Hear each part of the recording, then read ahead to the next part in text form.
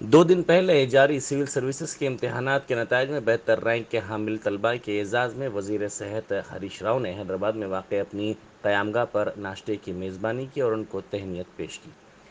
CSB-IAS academy की director लता की क़यादत में सिविल सर्विसेज के इम्तहानात में बेहतर रैंक हासिल करने पर उन्होंने मसरत का इजहार किया।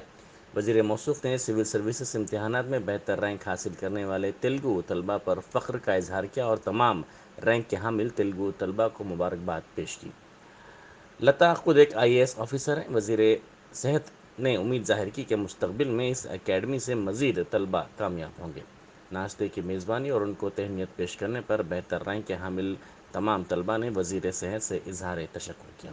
वज़ीर मौसूफ़ से मुलाकात करने वाले बेहतर रैंक्स के हामिल उम्मीदवारों में सुधीर कुमार रेड्डी 69वां रैंक, ए स्नेहा 136वां रैंक, चैतन्या रेड्डी 161वां रैंक, रंजीत रेड्डी 574वां रैंक, एस राज 676वां रैंक शामिल हैं। रियासती वजीर थलसानी श्रीनिवास यादव की ज़ेर सदारत GHMC के दफ्तर में पटना प्रगति प्रोग्राम का जायज़ा इजलास मुनक्किद किया गया, जिसमें वजीर दाखिला मोहम्मद महमूद अली, मेयर GHMC गदवाल विजय लक्ष्मी और GHMC के आला अहदेदारों ने शिरकत की। इस जायज़ा इजलास में मुख्तलिफ कामों की पेशरफ्त का जायज़ा लिया गया और कामों की जल्द तकमील के सिलसिले में अहदेदारों को मुख्तलिफ हिदायत भी दी गईं। SC गुरुकुल स्कूल में 10वीं तक तालीम हासिल करने वाले गरीब तालिब इल्म नरेश ने सिविल सर्विसेज में 117वां रैंक हासिल किया। वजीर कुप्पला ईश्वर ने उनको तहनीत पेश की और बेहतर रैंक पर मसरत का इजहार किया। उन्होंने नरेश से नेक तमन्नाओं का इजहार किया। वजीर मौसूफ ने उनके साथ नाश्ता भी किया। राजेंद्र नगर सुलेमान नगर की रोड पर गैर मजाज कब्ज़ों को GHMC के शोबे टाउन प्लानिंग की जानिब से मुनहदम कर दिया गया। अहदेदारों ने इस मुकाम पर दोबारा तामीरात पर सख्त कार्रवाई का भी इंतबाह दिया। आज सुबह अचानक की गई इस कार्रवाई पर छोटे कारोबार करने वाले अफराद ने GHMC के अहदेदारों पर बरहमी का इजहार किया। उन्होंने कहा कि सुलेमान नगर में इजाज़त के बगैर 4 वेंचर्स चलाए जा रहे हैं। उनको नज़रअंदाज करते हुए छोटे कारोबार करने वाले अफराद को निशाना बनाया गया। उन्होंने सुलेमान नगर के गैर मजाज वेंचर्स के खिलाफ भी फौरी कार्रवाई करने का मुतालबा किया। बसूरत दीगर GHMC के सदर दफ्तर के मुहासिरे का भी इंतबाह दिया। उन्होंने कहा कि चिंतलमेट तक गरीब अफराद के कारोबार करने वालों के पेट पर लात मारी गई है। सुबह हमारे टाउन प्लानिंग GHMC हमारे 12 इमाम से लेकर चिंतलमेट तक गरीब लोगों के पेट पे लात मार रही है। मैं एक बात पूछना चाह रहा हूँ ये GHMC और टाउन प्लानिंग से, भाई आप लोग बड़े बड़े अपार्टमेंट बन रहे हैं, वहाँ पर नहीं पूछते क्यों? वहाँ पर आपको मिल रहा पैसा। ये फुटपाटी ज़िंदगी करने वाले, कोई टायर पंचर दुकान वाला है, कोई छोटा मोटा काम करने वाला है। यहाँ पर सुलेमान नगर डिवीज़न में 3 वेंचर चल रहे हैं ऑलरेडी। वो वेंचर आप कुछ भी वहाँ पे तवज्जो नहीं दे रहे। और एक बात है, तालाब पूरा कब्जा किया जा रहा है, वहाँ पर भी आपको टोकन मिले हुआ है। ये बड़े बड़े पैसे ले रहे हैं आप लोग। टास्क फोर्स साउथ जोन की टीम ने कंचनबाग पुलिस के साथ मिलकर सट्टा के रैकेट को बेनकाब करते हुए 6 अफराद को गिरफ्तार कर लिया और उनके कब्जे से 35,580 रुपये के साथ साथ सेलफोन्स जब्त कर लिए। मुलजिमीन की शिनाख्त हाफिज़ बाबा नगर के रहने वाले 41 साल मिस्त्री का काम करने वाले मोहम्मद अजमत अली, हाफिज़ बाबा नगर के रहने वाले लेबर 28 साल मोहम्मद वसीम खान, फारूक नगर के रहने वाले 33 साल शेख दाऊद, तालाब कट्टा भवानी नगर के रहने वाले 35 साल इकरामुद्दीन, हाफिज़ बाबा नगर के रहने वाले 29 साल मोहम्मद अली खान और चंद्रायन गुट्टे के रहने वाले 55 साल राजू के तौर पर की गई है, जबकि महाराष्ट्र का रहने वाला शेख सादिक मफरूर है। पुलिस ने बताया कि मोहम्मद अजमत अली की नाकाफ़ी आमदनी पर इसने शेख सादिक से रब्ता किया और कमीशन की बुनियाद पर सट्टे का कारोबार शुरू किया। वो ऑटो ड्राइवर्स, तरकारी का कारोबार करने वालों, होटल में काम करने वालों को निशाना बनाता। वो उन्हें उम्मीद दिलाता था कि सट्टेबाजी से वो रकम जीत पाएंगे। ये अफराद इसकी बातों में आकर अपनी कमाई सट्टे में लगा देते थे। इस तरह सट्टे के वो आदी बन जाते। इन अफराद से वसूल रकम शेख सादिक को भेजी जाती थी, जो अजमत को कमीशन दिया करता था। राजेंद्र नगर पुलिस स्टेशन के हदूद के हैदरगुड़ा केशव नगर में एक शख्स ने खुदकुशी कर ली। इसकी शिनाख्त साइलू के तौर पर की गई है। गुज़िश्ता कुछ दिनों से वो बीमार था। इसने इंतहाई इकदाम से पहले सुसाइड नोट भी छोड़ा, जिसमें इसने कहा कि कर्ज के बोझ के सबब वो फांसी ले रहा है। जिसने ये इंतहाई इकदाम उस वक्त किया जब वो घर में तन्हा था। इत्तला मिलते ही पुलिस वहां पहुंची, जिसने इसकी नाश को पोस्टमार्टम के लिए दवाखाना भेज दिया और इस सिलसिले में एक केस दर्ज करके तहकीकात का आगाज़ कर दिया। चीफ मिनिस्टर के चंद्रशेखर राव जुमेरात 2 जून को 10 बजे बागयामा में तासीस तेलंगाना की सरकारी तकरीब में शिरकत करेंगे और कौमी परचम लहराएंगे। वो इस मौके पर पुलिस परेड की सलामी लेने के बाद आवाम से खिताब भी करेंगे। रियासती हुकूमत ने इस सिलसिले में वसी तर इंतजाम किए हैं।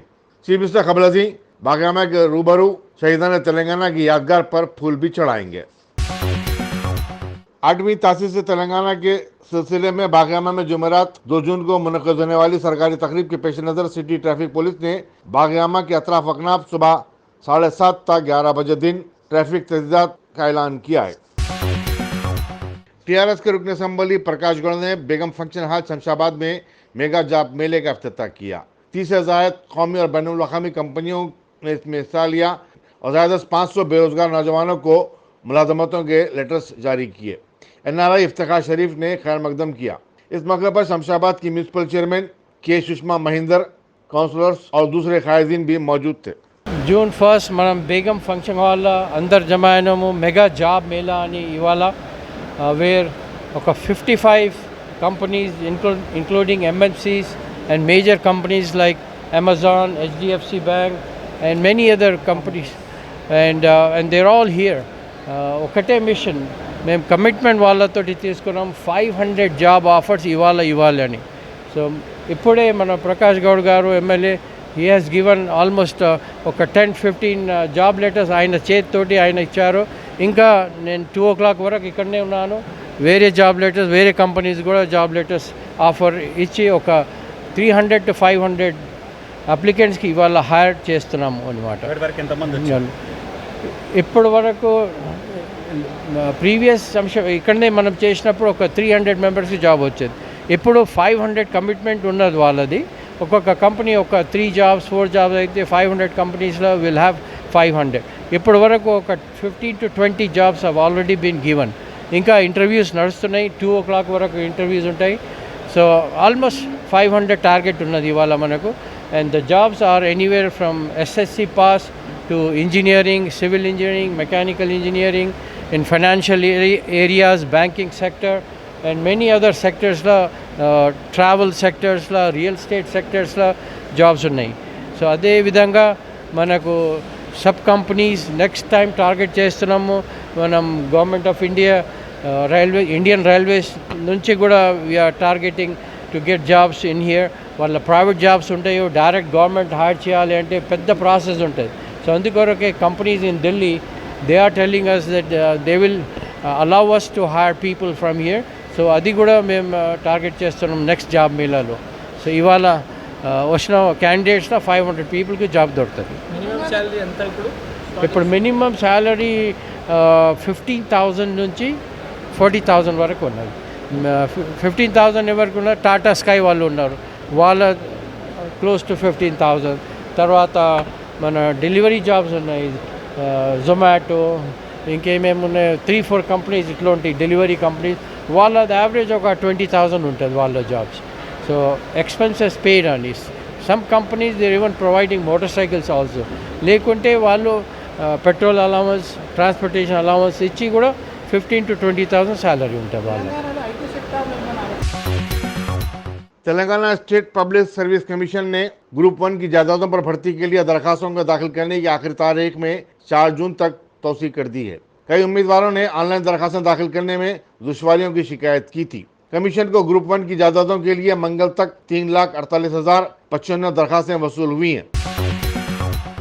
शान रिसालत में गुस्ताखी करने वाली बीजेपी की तर्जुमान नूपुर शर्मा का सर कलम कर देने वाले को 1 करोड़ रुपये का इनाम देने का ऐलान करने वाले ऑल इंडिया मजलिस इनकलाब मिल्लत पार्टी के सदर खव्वी अब्बासी पर एक मुकदमा दर्ज किया गया है।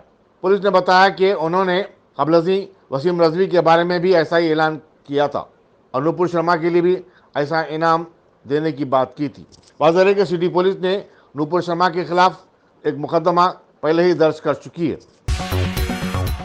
सेलफोन दिलाने से मां के इनकार पर जिले मुलुगु के मौजे परगापल्ली में एक 16 साल लड़के साई ने खुदकुशी कर ली। पुलिस के मुताबिक साई पीर की दोपहर अचानक घर से निकल गया। शाम तक वापस न होने पर मां ने पुलिस से शिकायत की थी। पुलिस को पालम वेल्गू प्रोजेक्ट के तालाब में उसकी नाश तैरती हुई पाई। दरगाह हजरत सादत बाबा जियागुड़े में नाजायज कब्जे की कोशिश को वक्फ बोर्ड के इंस्पेक्टर अब्दुल हकीम ने नाकाम बना दिया। उन्होंने जीएचएमसी के सैनिटेशन इंस्पेक्टर मधु को मकाम वाक़ा पर ले जाकर मोहरम की मट्टी के जरिए इस कब्जे को लेवल करते हुए बर्खास्त करवा दिया। बताया जाता है कि नरसिंह नामी शख्स बल्दी अमले से मिलकर ये कोशिश कर रहा था। मकामी आवाम ने रुकन असम्बली कौसर मोइनुद्दीन को इसकी इत्तला भी दी थी। कुसुमपुरा पुलिस स्टेशन से भी इस ज़िम्मन में शिकायत की गई है। आप दलाए बोल के बोला नहीं तो वही तो आप मैं तो आप पूरा उठाने लगा दी। इनका एक वैसे लोग इनका नाम आ रहा है। भाई आपका नाम आ रहा है, आप डाले? मैं नहीं डाला। कौन डाला है?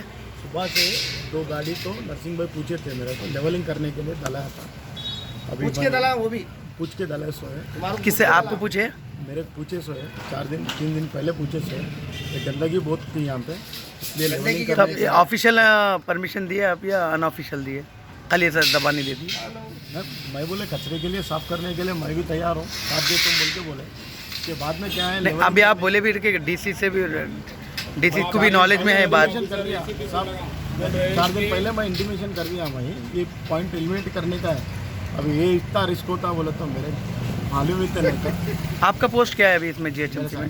सुपरवाइजर। फिर आपके हायर ऑफिसर बोल रहे हैं हमारा आदमी नहीं दला सकता, परमिशन हम नहीं दिए जो भी है। सुबह में आपको तो फिर सुबह आप में क्या तो समझ के हमारा permission हमारा ले लो? हायर ऑफिसर एक दो गाड़ी के लिए लेवलिंग करने के लिए मैं ले लिया था। नरसिंह भाई अथॉरिटी मैं दिया, भैया डाल लो यहाँ पे लेवल कर लो बोल। इतना सारा मट्टी आता बोल के मैं भी सोचा नहीं था। अच्छा तो 2 गाड़ी मट्टी से ज़्यादा उन्होंने दला दिए। तो हो गया। अब शाम में मैं बापकट मंगा लेता वक्फ की ज़मीन पे ग्रेवयार्ड पे ऐसा कुछ डालने का पर वो नहीं है परमिशन आपको। और वक्फ बोर्ड से भी परमिशन लेना या जो सदर है या एरिया कॉर्पोरेटर उनसे पूछ के हाँ वो करिए। विदाउट परमिशन के आप ऐसा डालिए तो हर एक को एक गलत फहमी महसूस हो जाती है। तो मैं सर्विस आपका इंटेंशन क्या है पता नहीं, मालूम नहीं। सर्विस करने को आप तैयार है, आप पैसे आप लिए जरा बोल के चल साफ रहा करा दीजिए, आप साफ करा दीजिए। भैया पैसे लिए बोले अभी तो भी वो यहाँ पे मैं भी अभी चली तो तैयार अभी हूँ। यहाँ दिखाओ। पे नहीं, कितने नहीं, कैसे लिया वो नहीं नहीं करो सर वैसा कोई आप पे इल्ज़ाम नहीं। कमर्शियल एलपीजी सिलेंडरों की कीमत में 1 जून से 135 रुपये की कटौती की गई है। इस तरह ऐसे सिलेंडरों की कीमत 2219 रुपये हो गई है। सरकारी ज़राए के मुताबिक डोमेस्टिक एलपीजी सिलेंडरों की कीमत में कोई कमी नहीं की गई है।